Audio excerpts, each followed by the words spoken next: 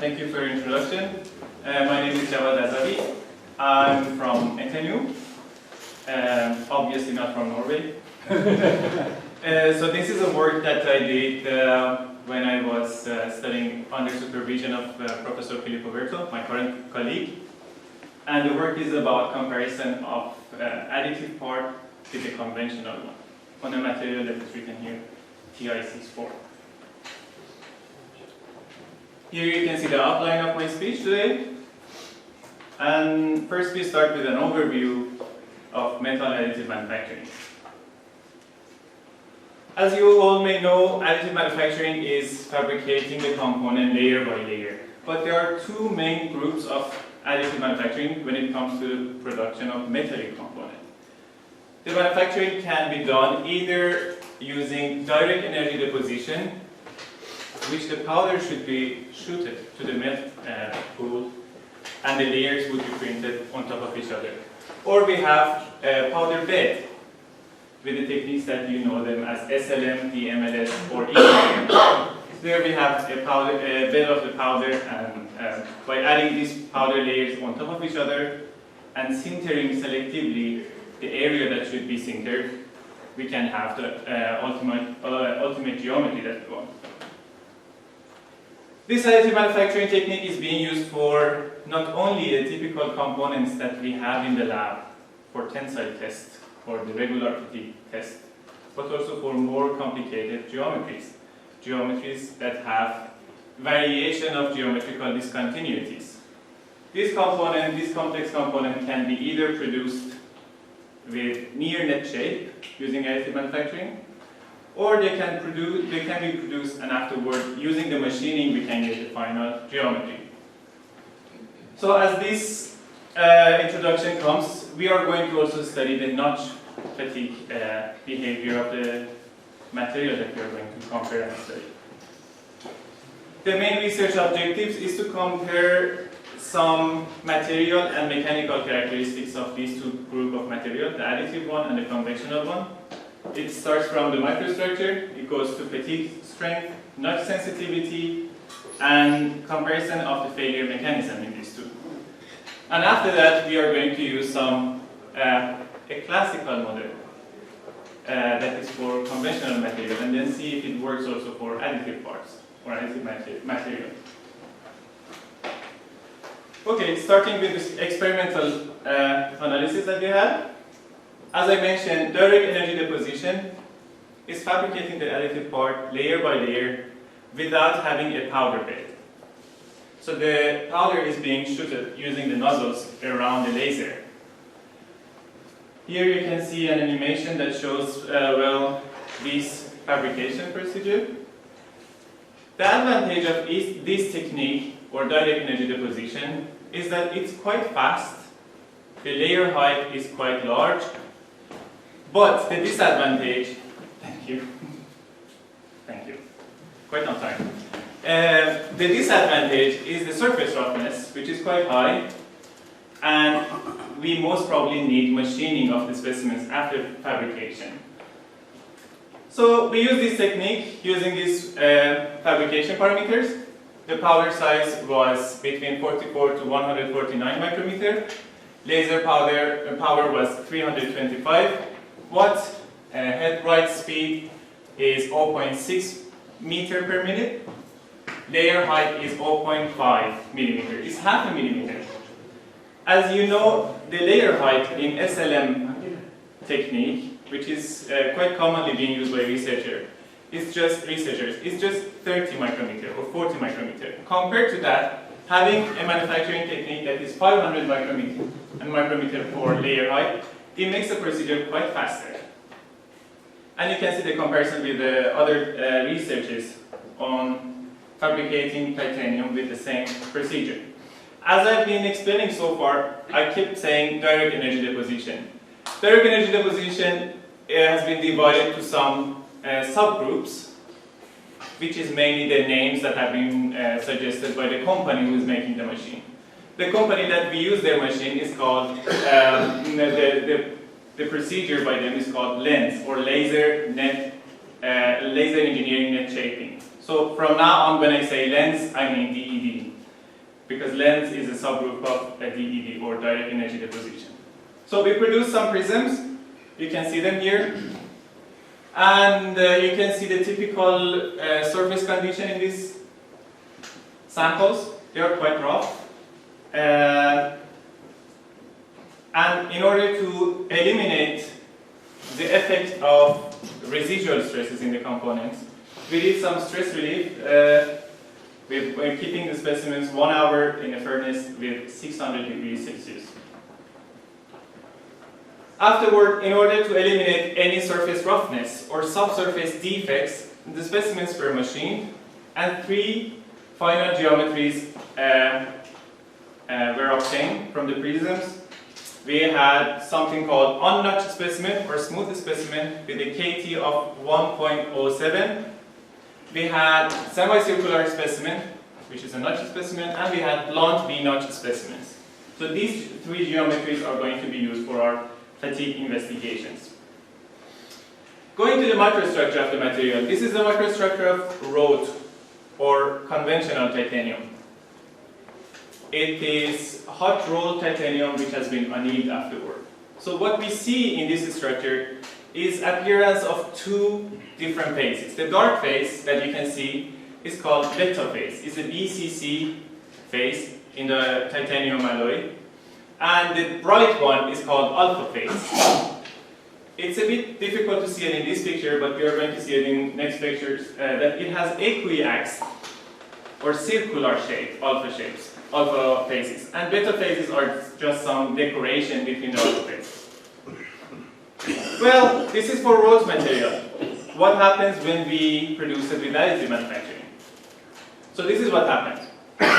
In the wrought material, no matter which plane we look at, we have the same appearance of the grains.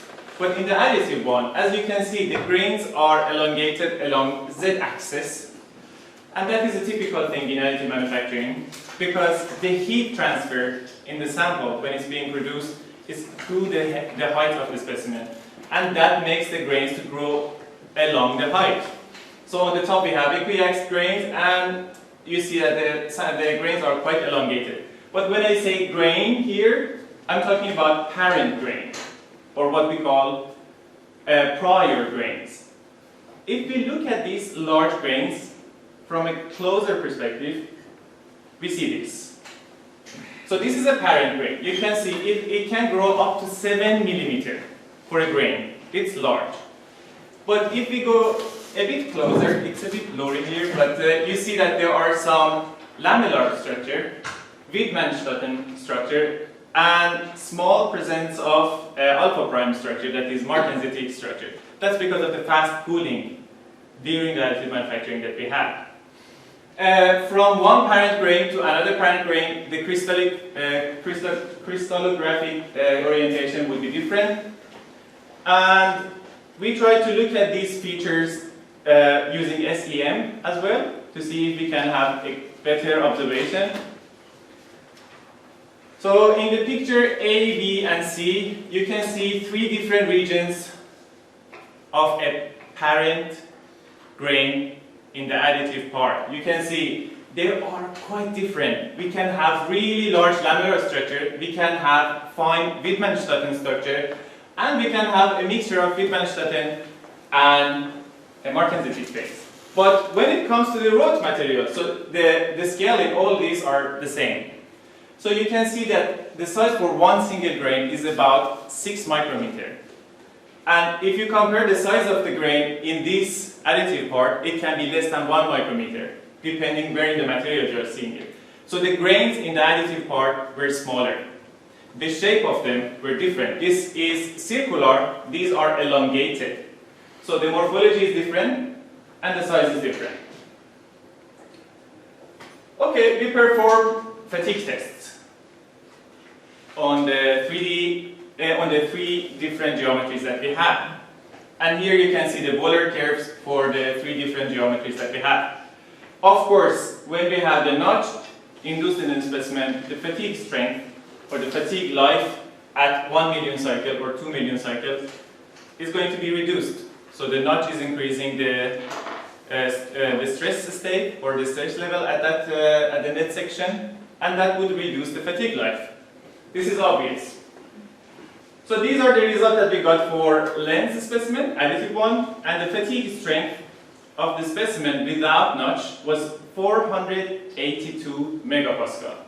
482 megapascal. Let's see how much is it for the wrought specimen. So for the wrought specimen, or the conventional one, the fatigue strength is only 345. It's lower. So by optimizing the process parameters and producing the additive parts that were porosity free, or they didn't have any defect, we could be able to get fatigue strength that is higher than the conventional material. In addition to that, the trend going from the smooth specimen to the notched one is again the same. Of course, we are inducing the notch in the specimen, and that introduction of the notch in the specimen would reduce the fatigue strength. But one important factor that is quite useful in fatigue field is the notch sensitivity. How sensitive is that material to presence of the notch? So we calculate this notch sensitivity for the wrought material and for the lens one, or for the additive one. So for V-notch specimen, which is our critical case, the notch sensitivity that was obtained for the conventional material was 0.26, while for the additive part, the notch sensitivity was 0.5, almost twice. Why is the notch sensitive? Why the additive part is more notch sensitive? Why, if you have a notch in an additive part, the fatigue life reduction would be higher than the conventional one? Okay. This can be explained by the grain size. So as I explained earlier, the grain size in the additive parts is smaller. So in the critical region, in the notch area, where we have creation of persistent slit bands, having a finer element, having a finer grain size would increase the chance of having the grain with the favorable orientation for the crack to start. So when there is a higher chance for the crack to start, it would start faster or earlier than the conventional one. And that would increase the notch sensitivity of the additive part that we have. One more thing, if you compare the scatter band of the data from wrought material and the additive one, the scatter band of the wrought material was slightly higher, which again would be due to the larger grain size. When you have a larger grain size, the chance of having the grain with the favorable orientation in the notch region is less. And having that less chance of favorable grain orientation would increase the scatter band in the results. Okay, let's look at the failure mechanisms. This weird shape that you see is the fatigue initiation location in the additive part. As you can see, the fatigue initiation, okay, here is the edge of the specimen, and it goes through the width. As you can see, it's not uniform, like what we expect in the materials. There is no uniform crack initiation from the edge and going toward the rest of the sample. While the crack is just starting from the corner point, and at the starting point there is this complicated flaky morphology. So the first thought was that, okay, maybe there is a defect there. So we did closer view approximation, and we did the same thing on all the studied specimens. But no, there was no defect.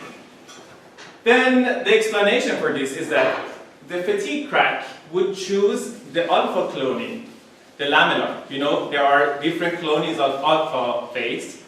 It would choose the alpha cloning with the coarsest grain size, where it's easier for the crack to start. And for this case, it has been in this corner. So what you see, this layered structure here, these are actually the alpha layers on top of each other. And they are quite large. So the crack has started from this point, and we have a mixture of intergranular and transgranular failure, and through that point, the crack would propagate through the rest of the fracture surface. But you can also see some features like this one here. What are these? These are actually the parent grains. So when the fatigue crack is propagating through the width of the specimen, when it reaches a parent grain with different crystallographic orientation, it would redirect the crack. And that would possibly increase the fatigue crack growth life in the specimen. Let's have a look at the same failure surface, but on the conventional material. On the conventional material, there is nothing specific. It's like whatever we have seen before from the fatigue crack propagation. There is uniform fatigue propagation. The grain size is pretty uniform.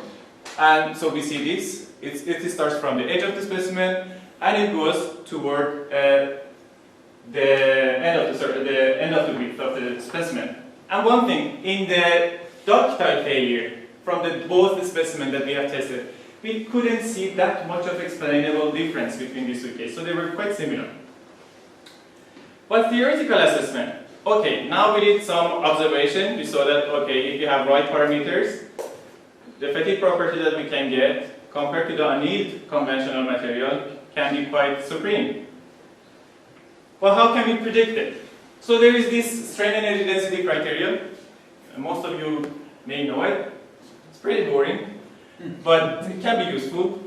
So the concept of this criterion is that first it was proposed for static loading. And what they say is that, okay, when you have a notch or geometrical discontinuity, either notch or crack, there is a critical volume around the notch or around the crack that in that critical volume, when the average strain energy density reaches a critical value, you would have failure. Okay, how can we calculate average SED in the control volume? Easy. You can either use the theoretical formulation or software. I will explain it. And what is this critical SED? Where should we get it? It's actually a parameter that is dependent on the ultimate strength and elastic modulus. So you can calculate this quite easily. And the size of this control area can be also obtained using the fracture toughness, ultimate strength, and Poisson ratio. So this is what existed for static loading. But Lazarian tried to use this for fatigue. So as you can see, for fatigue case, if you have notched specimen or if you have unnotched specimen, you would get two different Wöhler curves. Beside that, if you have tension loading, if you have torsion loading or multiaxial loading, for each of these you would get a different plot. So imagine if you want to design a component and use it in real life application, you need to run, for example, 10-15 different Wöhler curves, set of Wöhler tests to get the ultimate design approved. So this is quite expensive, especially when it comes to additive part, because each specimen can cost around 100 euro, a simple specimen. So how can we prevent too many testing in fatigue? So what Lazarian did, of course not for additive, but it works, was to say, okay, in these Wöhler curves, instead of plotting stress versus life, plot strain energy density versus life. So if you do so, no matter what is the loading, if it's tension or torsion, no matter what is the geometry, if it's notched or unnotched, you would have just a single plot that is called the master curve. And that master curve is actually quite useful. You can get this master curve from two sets of specimens with two different geometries and then use this master curve for any other design without testing it. But how? So for calculating the critical radius for fatigue case, critical radius can be obtained using this formula. We have a parameter E1 that is dependent on the notch geometry, notch opening angle. It's already available in the reference books. We have delta K, which is notch stress intensity factor at the fatigue limit of the notch component, and we have the fatigue limit of the smooth specimen. So for calculating R0, we need the fatigue data for a sharp notch and from a smooth specimen. And by having these two sets of data, you can predict the fatigue plot of any other geometries. Okay, so we need just two Wöhler curves, one from smooth to get this, and one from notch to get delta K.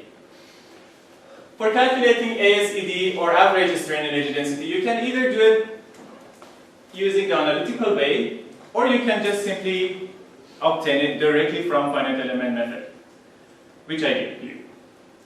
Well, I did two sets of numerical analysis, one set for stress analysis to calculate notch stress intensity factor, and one set for SED analysis. Here you can see some of the parameters that I use as input. Elastic modulus was 110 gigapascal, Poisson ratio was 0.34, E1 was 0.13, and lambda 1 was 0.5, which these two values belong to the notch opening angle of 90. Using this and using the experimental data that I showed you in the previous slides, the notch stress intensity factor for V-notch specimen at the fatigue limit is this number. The fatigue limit of a smooth specimen that I obtained from fatigue test is this number. So R0, or critical volume, is 0.3. Here you can see the Euler curves for all three geometries that we have. Here I plotted them using SED. So SED versus number of cycles. And by fitting log-log equation, I can get this equation for it. So I can have an equation of SED based on the fatigue life. And from this, I can get the fatigue life for any SED value that I have. So usually this fitting, we do it only with two geometries, smooth and V-notch. Okay? So we plot the SED plot for smooth and V-notch specimen, we get the equation, and then we use this equation to predict the results from semicircular.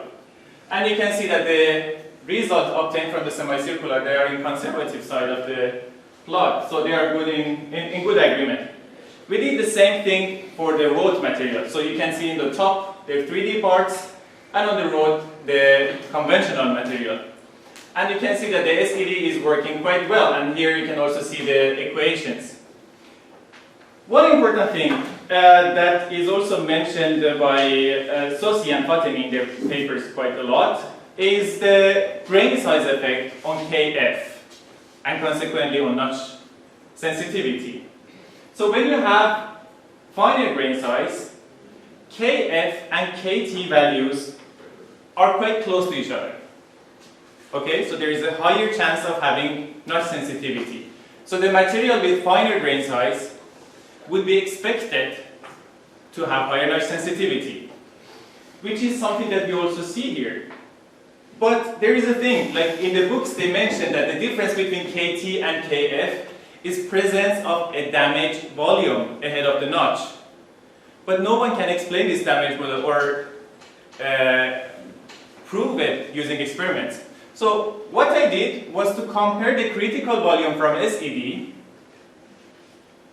with what we got from the microstructure analysis. So you can see that for the finer grain, where we expect to have smaller smaller damage fracture process zone, we are having smaller fracture process zone. So R0, or the damage area of that material, is 0.3, while for the wrought is 0.5. So the conventional material would have a larger damage process zone. Okay, conclusions. So for the microstructure, we obtained so many different morphologies of the microstructure. Lamellar, basket weave, which is again same as Wittmann-Schlatten, alpha clonies, and very fine martensite faces. While for the wrought material, it was equiaxed grains. Supreme fatigue resistant of the additive part, both for the unnotched and notched specimen. And the lens specimens, or the additive one, showed higher notch sensitivity compared to the conventional one. And localized fatigue initiation in the lens specimens was something new that we observed here. And also successful application of SED criterion for both cases. Thank you for your attention, and if you want more details about this performed work, you can use this barcode. Yeah, thank you. Okay, thank you. It's quite long but nice presentation.